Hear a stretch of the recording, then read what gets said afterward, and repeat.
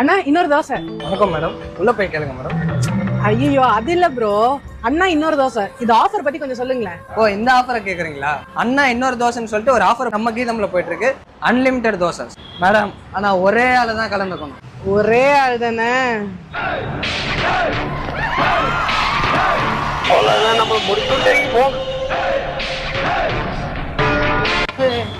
தோசை சேர்க்க வராப்பா.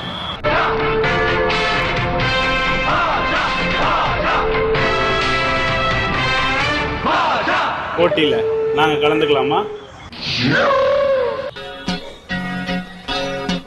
ஆரம்பிக்கலாமா? கீதம் கிட்ட இவன் மாட்டல, இவன் கிட்ட தான் கீதம் மாட்டி இருக்கு. சாப்பிடுங்க சாப்பிடுங்க.